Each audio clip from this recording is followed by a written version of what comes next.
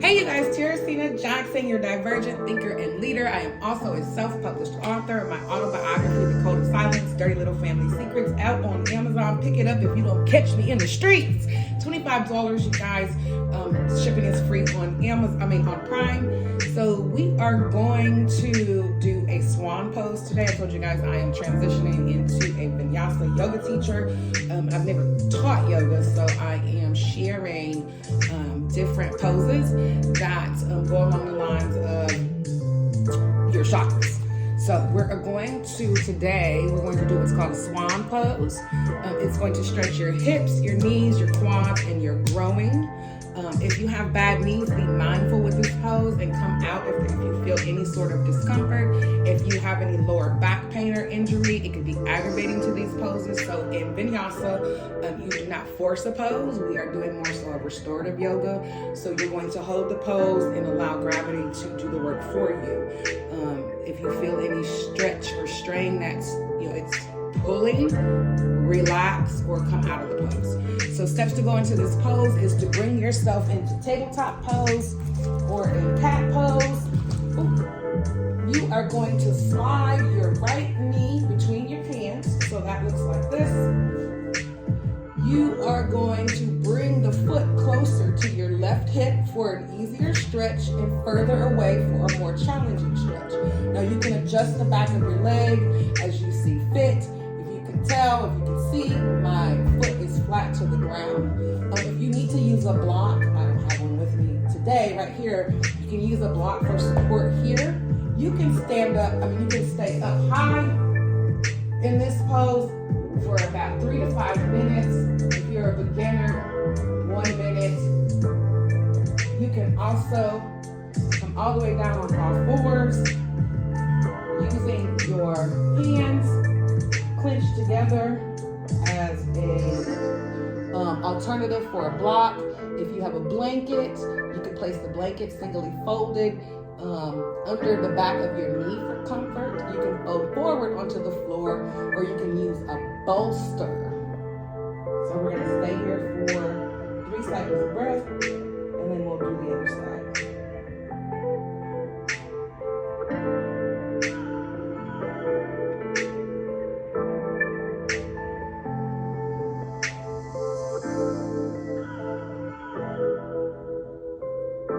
Feel that hip, that growing.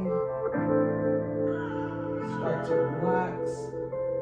If it's too much, you can come back up.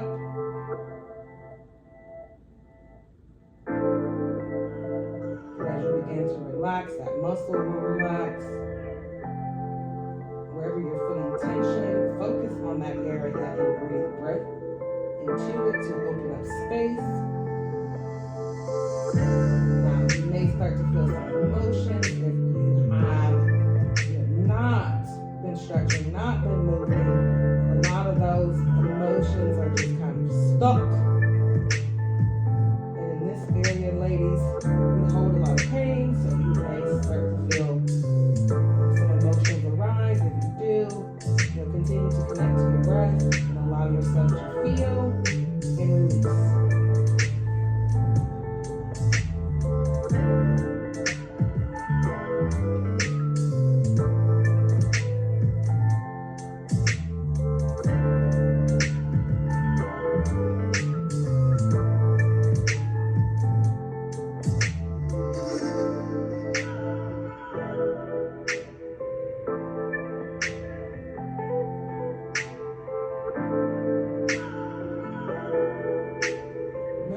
Always return to your breath. If you get distracted, in order to come out of this pose, you are going to use both hands to push the floor away from you and slowly roll up. You're going to tuck your back toes under and step back into downward dog.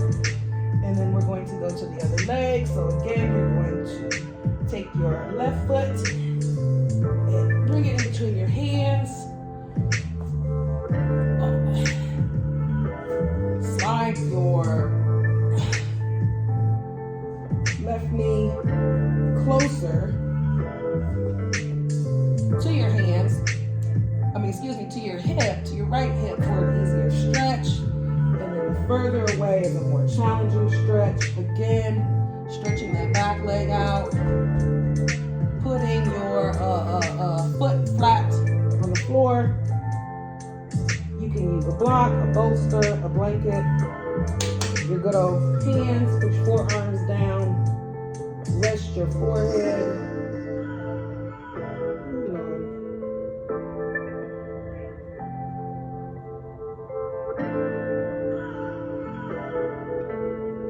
Feel free to make any adjustments necessary for you.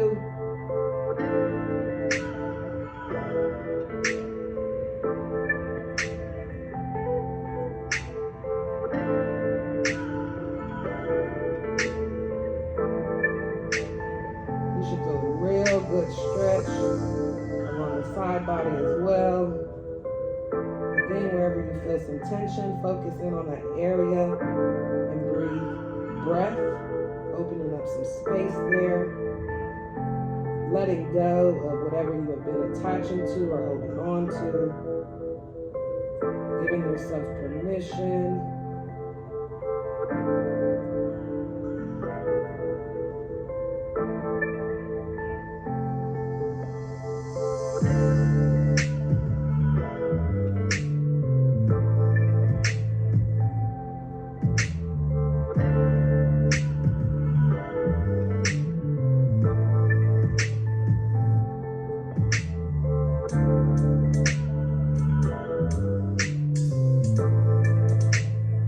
Again, in order to get out of this pose, we're going to use both hands to push away from the floor and slowly roll up.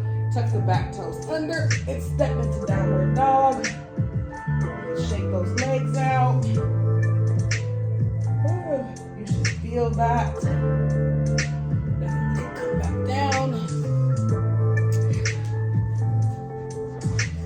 That is a swan pose, you guys. Make sure you are following me on Facebook and YouTube, Teresina Jackson. Oh, I know, I feel the effects of that. Now I'm ready to get my day started.